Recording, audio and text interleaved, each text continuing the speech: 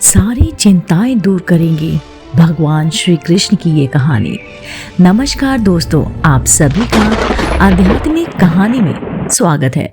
दोस्तों, आज के इस वीडियो के जरिए मैं आपके सामने और आपके साथ भगवान श्री कृष्ण की कहानी शेयर करने वाली हूँ, जो आपकी सारी की सारी चिंताएं दूर कर देंगी।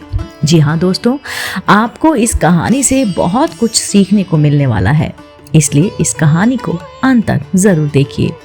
तो बिना समय को गवाए चलिए कहानी की शुरुआत करते हैं। सारी चिंताएं दूर कर देंगी भगवान श्री कृष्ण की ये कहानी। दोस्तों, इस कहानी की शुरुआत होती है एक बिजनेसमैन से, जो अपने बिजनेस को लेकर काफी चिंता किया करता था। क्योंकि क्या होगा आगे, क्या कर पाऊंगा मैं, मेरा बिजनेस कैसा चलेगा, काम आगे बढ़ेगा कि नहीं, और उन सब व्यवसाय को उनका ये बच्चा संभाल पाएगा कि नहीं। दोस्तों, उस बिजनेसमैन का एक लड़का भी था, जो उससे काफी बार कहता था कि पापा, आप मुझे हमारे इस बिजनेस को संभालने का एक मौका दीजिए, क्योंकि अब मुझे भी बिजनेस करना आ गया है। लेकिन वो व्यक्ति कभी भी अपने बेटे को मौका नहीं देता था। दोस्तों, एक दिन इस बिजनेसमैन को दिल का दौरा पड़ जाता है और इसके चलते उसको हॉस्पिटलाइज होना पड़ता है। जैसे ही ये खबर उसके बेटे को पता चलती है, उसका बेटा दौड़कर हॉस्पिटल में पहुंच जाता है। बेटा हॉस्पिटल में पहुंचने के बाद उसे ये देखा कि उसके पापा अब एडमिट हैं और डॉक्टर्स ने उनसे ये कहा है कि पापा अब पहले से थोड़ा ठीक हैं और धीरे धीरे करके वे अब रिकवर कर जाएंगे। फिर उस लड़के ने अपने एक दोस्त को कॉल करके कहा और वहाँ पर बुला लिया। फिर उसका दोस्त वहाँ पर आ जाता है और उससे पूछता है कि क्या हुआ भाई।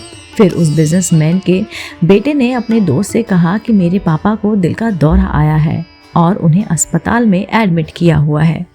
इसके बाद उस बिजनेसमैन का लड़का अपने दोस्त से कहता है कि चल ना, जरा बाहर चल के आ जाते हैं, बहुत देर हो गई है इधर। और फिर वो दोनों अस्पताल से बाहर चले जाते हैं। जब वो दोनों अस्पताल से बाहर निकलते हैं, तब उनको एक आइसक्रीम वाला दिखाई देता है। फिर उस बिजनेसमैन के लड़के ने अपने दोस्त से कहा कि आ भाई, आज आइसक्रीम खाते हैं। ये बात सुनकर उसका दोस्त थोड़ा सा चौंकता है और मन ही मन कहता है कि अरे, ये क्या पागलपन है, पापा अंदर भर्ती हैं और ये यहाँ पर आइसक्रीम खाने की सोच रहा है। फिर उन दोनों ने आइसक्रीम खरीद ली और वे दोनों आइसक्रीम खाने लगे। लेकिन उसका दोस्त जो था ना, उससे ये रहा गया और उसने अपने दोस्त से पूछ ही लिया, भाई मुझे ये बात समझ नहीं आ रही है कि तुम्हारे बिजनेस का आगे क्या होगा, और तुम्हारे पापा की तबीयत भी ठीक नहीं है और तू यहाँ पर आइसक्रीम खा रहा है, मुझे कुछ समझ नहीं आ रहा है। फिर ये जो बिजनेसमैन का लड़का था, उसने जो बात कही उसे आप ध्यान से सुनिएगा। उसने अपने मित्र से कहा कि मुझे ये मालूम है कि तू ये सोच रहा है कि मेरे पापा एडमिट है, यहाँ पर आइसक्रीम चल रही है, मजे कर रहा है, पर ऐसा कुछ नहीं है। मैं भगवान श्री कृष्ण का बहुत बड़ा भक्त हूँ और उनकी दो बात हमेशा अपनी जिंदगी में याद रखता हूँ। पहली बात तो हम सबको पता है कि काम करना है और फल की चिंता नहीं करनी, इसलिए जो होगा देखा जाएगा। मैं सिर्फ अपने काम पर ही फोकस करूँगा और फिर बिजनेस भी अच्छा चलेगा।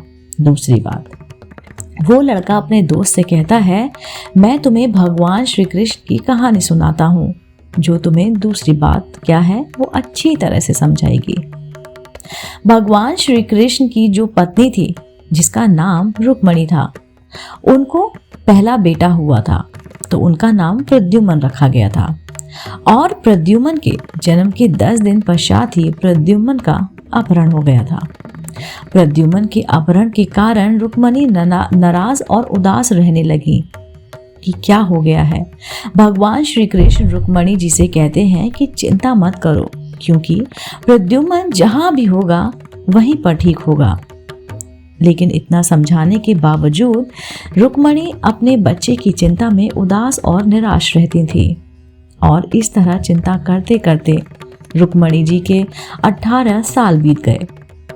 18 साल के बाद द्वारका में जब प्रद्युम्न की वापसी हुई और जब प्रद्युम्न द्वारका में वापस आए, तो उनके साथ में उनकी पत्नी मायावती भी थी।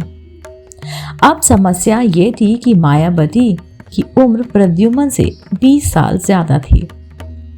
वहां रुक्मणी पहले तो खुश हुई कि बच्चा वापस आ गया है, फिर से दुखी हो गई क्योंकि इतनी बड़ी लड़की से शादी की इसलिए। रुक्मणी फिर से भगवान श्री कृष्ण जाकर कहने लगी कि ये क्या हो गया है। फिर भगवान श्री कृष्ण जी ने माँ रुक्मणी जी से कहा, जो हो गया है उसे स्वीकार कर लो और आगे बढ़ो और चिंता मत करो। लेकिन माँ रुक्मणी ये कह रही थी कि बड़ी लड़की से शादी क्यों कर ली और ये लड़की इसको कहाँ मिली, और इस बात को स्वीकार वो नहीं कर पा रही थी।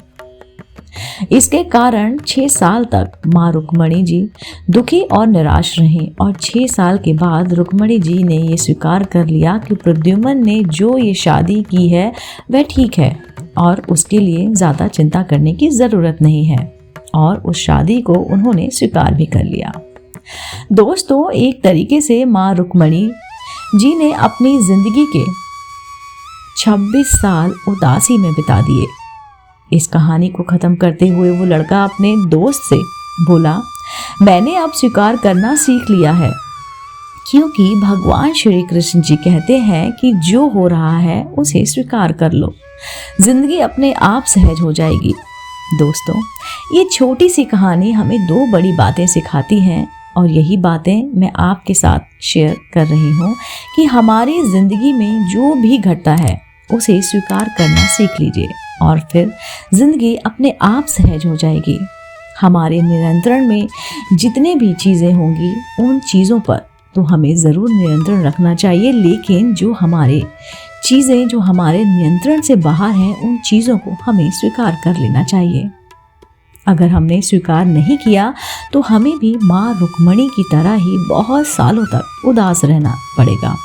दोस्तों, आज की कहानी आपको कैसी लगी और आपको इस कहानी से क्या क्या सीखने को मिला, हमें नीचे कमेंट बॉक्स में कमेंट ज़रूर कीजिएगा और हमें बताइएगा।